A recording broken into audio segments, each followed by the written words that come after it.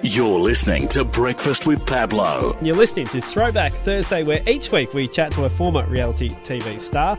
And on the phone today is Renae Smith from MasterChef 2014. Renae, good morning. Thank you. Hello.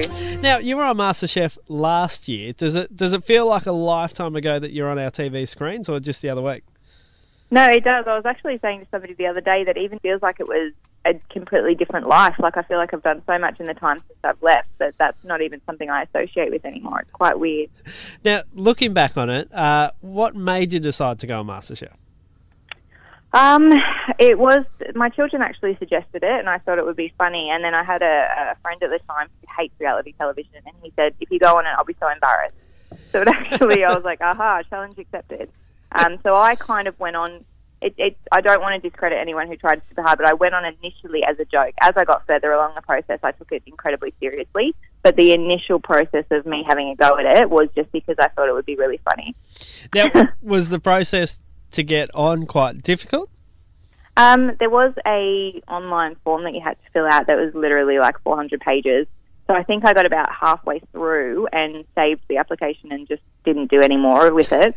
And then I got a phone call from MasterChef saying, oh, hi, we recommend that you finish your application because we love it. And I went, oh, okay, yeah. So I logged in and then finished the application. And then you've got to go in and cook, and then you've got to do a mystery box, then you've got to meet a psychologist, then you've got to have interviews, then you've got to cook again. And yeah, it's a pretty long process to get into the show. Now, did friends of yours, obviously you had one friend that really disliked reality TV, but did others give you any advice about going on the show? No, a lot of people just kind of laughed at it because it seems quite uncharacteristic for me, I guess. I'm not that sort of a person, and so everyone's like, are you really going to do this? And I was like, yeah, I'm going to do it. So nobody really gave me advice, yes or no, and I think a lot of people didn't think that I'd end up going through with it. But then when I said, yeah, I'm definitely going away, everybody was quite supportive of the idea, and they said, you know, they'd help me with the kids when I was gone and that sort of stuff. Now, was it everything you expected? No, definitely not. It was exactly the opposite of everything that I expected. The cooking part, I guess, was the same, and I knew that I was going to be locked up for up to 6 months and that sort of thing, but I guess the experience, you think that when you leave MasterChef, you're going to have the world offered to you on a plate, and everyone's going to be lining up with contra deals or, you know, would you like to represent Glad Wrap or something, you know, that's what you kind of think. And then you leave and you get dumped at the airport with your phone, and that's about it, really. Well, that was my experience. I kind of just went, oh, so this, it's just back to reality, and that was hard. Were you ever worried going on the show, because your story and your journey is quite different than, I guess, a lot of other contestants? You know, you're involved with Jehovah's Witnesses, you left that, you've got young children that obviously were supporting you on the show. Were you ever worried that they may sort of take an angle of that and focus more on that than on your cooking? I wasn't worried about it because I expected it. So basically when I went onto the show, I knew that I was going to be 100% honest about every question, about everything in my past. I assumed that anything that was in my past was going to come to the surface and that I would always be honest about it. So it didn't worry me. I mean, and there was a lot of stuff on the show that people did focus on. They focused on the religion side of things. They focused on when I blushed when the chef came in and that sort of stuff. So it became not about my cooking, but I expected that because in the end, you're on a reality television show, and I just kind of embraced it and just went along with it and was honest every time I was asked a question about it.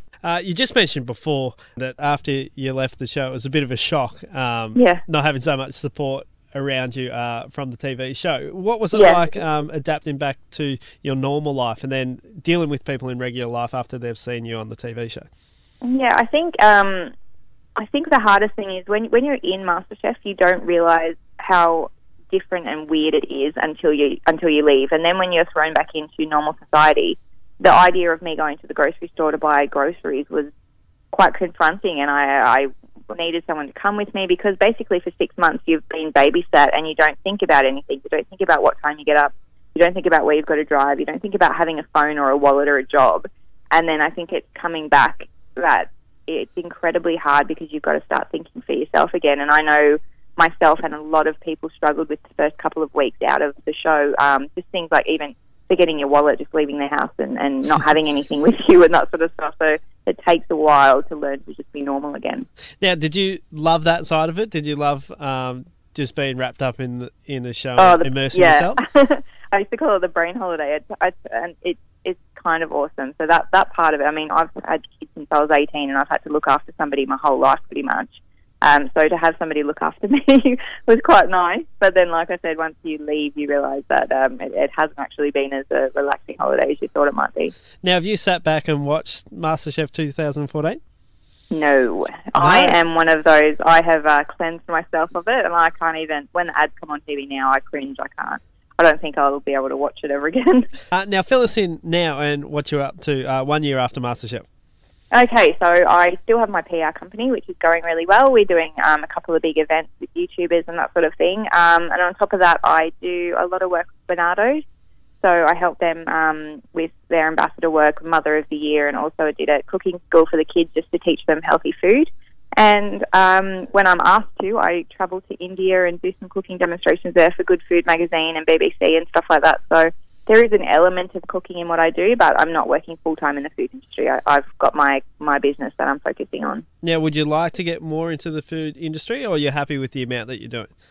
I'd love to do more like demonstrations and workshops and that sort of thing. I don't want to be a chef because obviously that would mean I would never see my children. Mm-hmm. But I do love cooking, and I would really like to get more into, teaching people healthy cooking or vegetarian and vegan and that sort of stuff. I really love doing the demos.